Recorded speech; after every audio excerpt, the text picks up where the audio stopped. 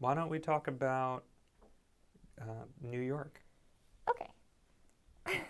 What is your assessment of New York in these past 2 months? In these past 2 months of Yeah. New York? Specific, broad, whatever you like.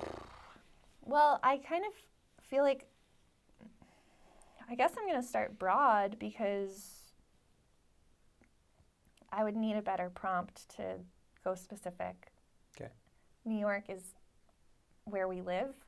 That's true. We are here. Currently, a lot of people left.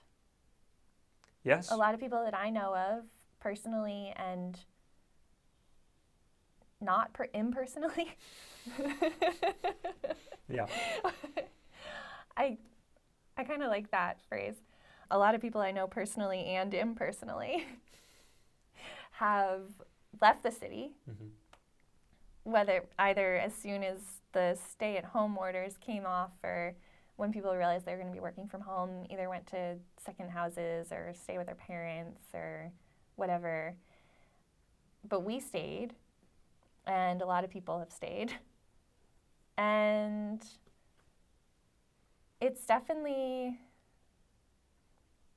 at the beginning of this whole thing, I was getting a lot of calls and text messages from friends and family that don't live here checking in because I'm sure New York City was on the news all the time. We were the new epicenter of the virus and nothing good was being said on the news. It was all pretty terrifying.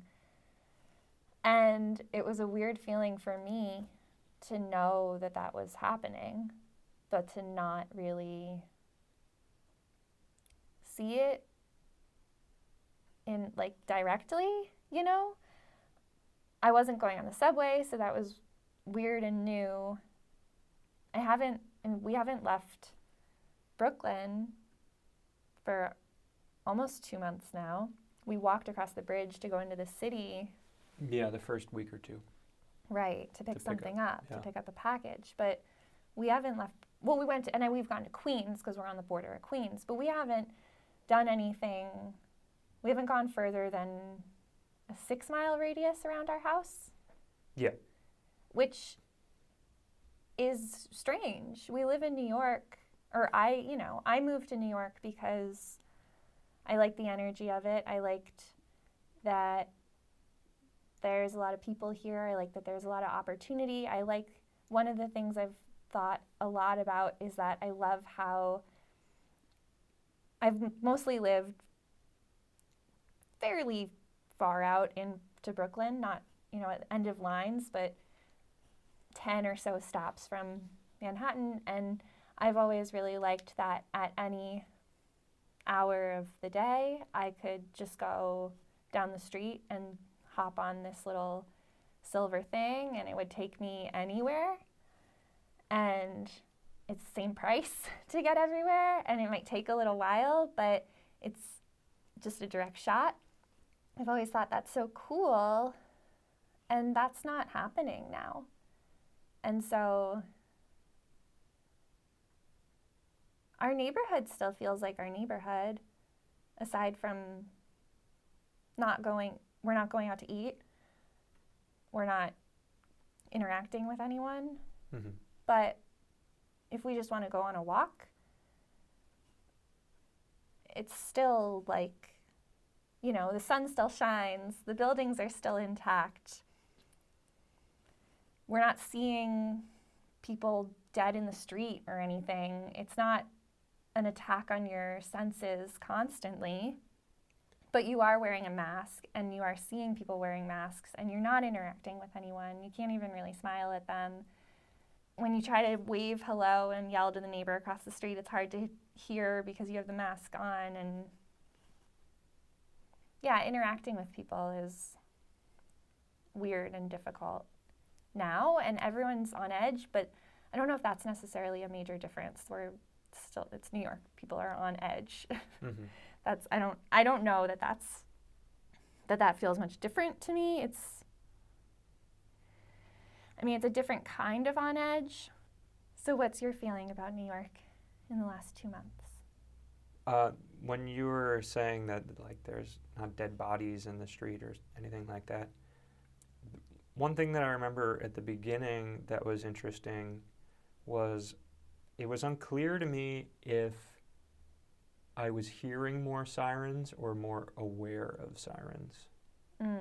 Because we also live near a fire department, so there are sirens that'll be happening, and it's a natural inclination in the city to just put background noise into perspective, because if you didn't, you'd constantly be at the window trying to understand what's going on.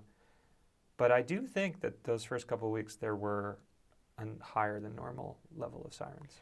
I would agree with that. I do think that too. So that was interesting, thinking about that in retrospect. It has been interesting to hear just the differences between the neighborhoods, I guess.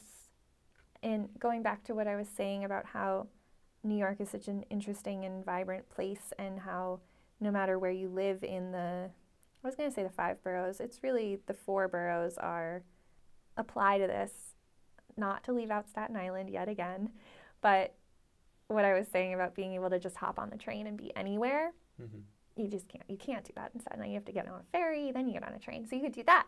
But this idea that you can do that and you can travel all over the whole of New York City very easily also means that you're a little more aware of, on a personal level, things that are happening in other neighborhoods.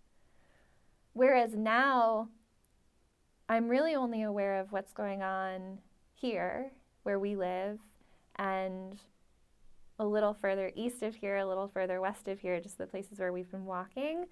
But I hear things and I read articles that I guess are people that live in Manhattan or closer to the city, and they're talking about things that I'm not experiencing at all.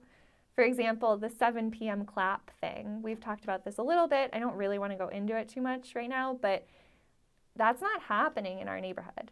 No. But anytime you listen to NPR or you read the New York Times or whatever, I'm assuming these people writing these articles live in a more well-to-do neighborhood and probably pay a lot more in rent and live close to the city. And for whatever reason, those people seem to be clapping every night at 7 p.m. And then the whole world thinks that all of New York City is clapping and singing Frank Sinatra every night. And I have heard it once. And it was when we were on a walk. Right. I have not heard it at all in our neighborhood. Yeah. And that's been kind of a weird thing to experience, this idea of the whole city has an understanding of something, and I just am not experiencing that. Mm-hmm. And I don't think it doesn't make me feel marginalized in any way. It doesn't make me feel left out. But it does sort of make me reflect on this idea that even during normal times, there are plenty of people that must feel that way. Mm-hmm. Hearing the trendy news about New York City and what, quote unquote, everyone is doing and seeing and experiencing, there's certainly major parts of this population that are not part of that. Yeah. So it's been kind of interesting to be part of the non. Yeah. And I think that's also just a good perspective to have when applying it to any type of media consumption. Mm-hmm. Because there's only a percentage of what we're going to be seeing about any type of subculture that exists. And it's always going to be the most compelling, Mm-hmm. either in a positive way or a negative way. So, yeah, I mean, it's not a story to hear about how we do our laundry. Right. Although it is interesting, Right. Like having to go there and drop off the laundry because they don't let people in. Yeah. And, interacting with those guys over there and having set curfews for when you can be involved there. And yeah. Yeah, that's true. And that would be an interesting story to trace all the laundromats in the 5 boroughs and see how they're all handling it. 'Cause Yeah. our place is doing it a certain way, but not everyone is doing it like that. I mean, there's probably an NPR story about that already. There probably is. It sounds tailor-made Yeah. for NPR.